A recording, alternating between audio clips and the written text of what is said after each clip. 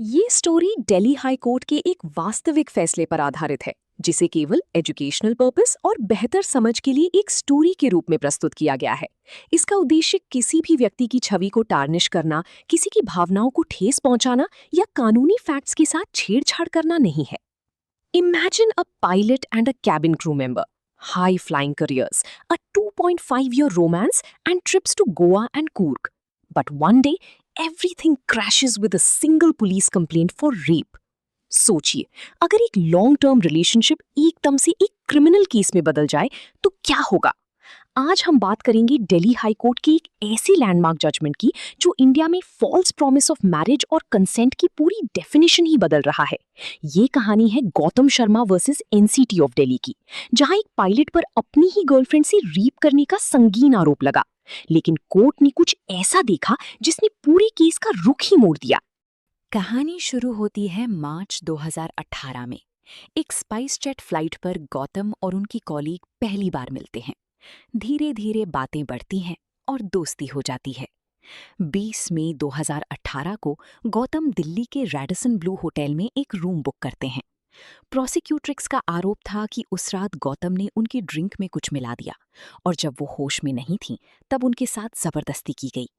अगले दिन जब उन्होंने गौतम को कन्फ्रंट किया तो गौतम ने माफी मांगी और पहली बार डिस्क्लोज किया कि वो मैरिड हैं, लेकिन अपनी वाइफ से अलग हो रहे हैं। उन्होंने वादा किया कि वो जल्द ही डिवोर्स लेकर उनसे शादी करेंगे। इसी भरोसे पर प्रोसिक्यूट्रिक्स ने पुलिस में रिपोर्ट नहीं की और उनका रिलेशनशिप चलता रहा। लेकिन ये सिर्फ एक बार की बात नहीं थी। अगले 2 सालों में ये कपल कोलकाता, बेंगलुरु और पुणे के हायट होटल में भी मिले। प्रोसिक्यूट्रिक्स ने बताया कि इस रिलेशनशिप के दौरान उन्हें 3 बार अबॉर्शन करवाना पड़ा और हर बार गौतम ने उन्हें शादी का झूठा सपना दिखाकर चुप रखा। जब लॉकडाउन के दौरान वो गौतम के गुरुग्राम वाले घर में शिफ्ट हुई तो उनका कहना था कि वहां उनके साथ फिजिकल और साइकोलॉजिकल अब्यूज हुआ। और जब अगस्त 2020 में गौतम ने उनका पासपोर्ट और मोबाइल लेकर उन्हें घर से निकाल दिया, तब जाकर उन्होंने सेक्शन 376 यानी रेप और सेक्शन 506 यानी क्रिमिनल इंटिमिडेशन की एफआईआर दर्ज करवाई। यहां से केस एक नया मोड़ लेता है। पायलट के लॉयर ने कोर्ट में कुछ ऐसी व्हाट्सएप चैट्स पेश किए जो हैरान कर देने वाली थे। ये चैट्स उस 20 मई वाली रात के थे जब अलेज्ड रेप हुआ था। चैट्स में दोनों पार्टीज डिस्कस कर रही थी कि उन्होंने उस रात कितना एंजॉय किया।